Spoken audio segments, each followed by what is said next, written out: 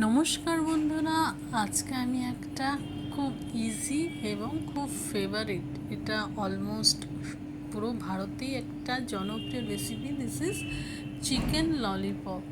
আর এটা খুব ইজিও। হ্যাঁ, চিকেনের এই যে ললিপপ যেটা আছে না, এটা কাটাটা একটু সময় সাপেক্ষ, কি একটু দোকানে দাঁড়িয়ে এটা কাটতে হয়। যাই হোক, আমি এখানে কিছু চিকেন ললিপপ দোকানে আমি কেটে নিয়ে এসেছিলাম, আমি এনেছিলাম, আমি বাড়িতে এটা কাটিনি, দোকানেই দাঁড়িয়ে ললিপপের শেপ দিয়ে এটা কেটে নিয়েছিলাম। তো এখানে আমার কিছু চিকেন ললিপপ আমি কিনেছি, তাতে আমি সামান্য কয়েকটা জিনিস দিয়ে ম্যারিনেট করছি।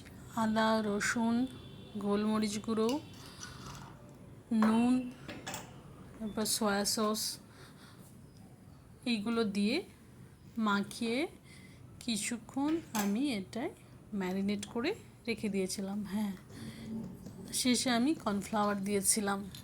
আপনাদের যদি মনে হয় কর্নফ্লাওয়ারের সাথে ডিম অ্যাড করতে পারেন, আমি এখানে ডিম অ্যাড করিনি।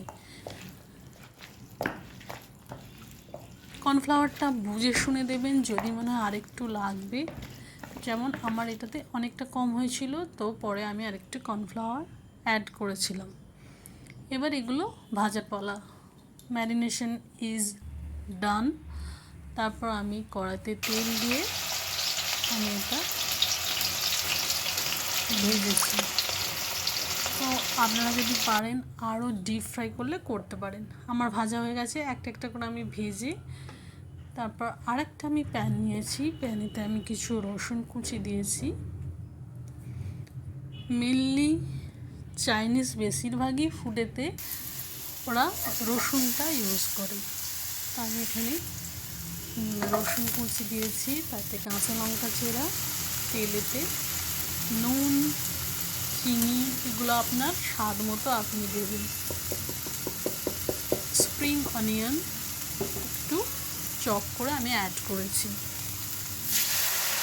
তারপর কর্নফ্লাওয়ার দিলাম। এবং আমি যেটা করেছি, আমি এখানে টমেটো সস দিইনি, একটা টমেটোকে আমি একটু আগে সিদ্ধ করে নিয়েছিলাম। টমেটো সসটা আমি একটু অ্যাভয়েড করি। তো এরপর আমার ভাজা ললিপপগুলো আমি দিয়ে দিয়েছি। Now chicken lollipop is ready and enjoy. Thank you for watching.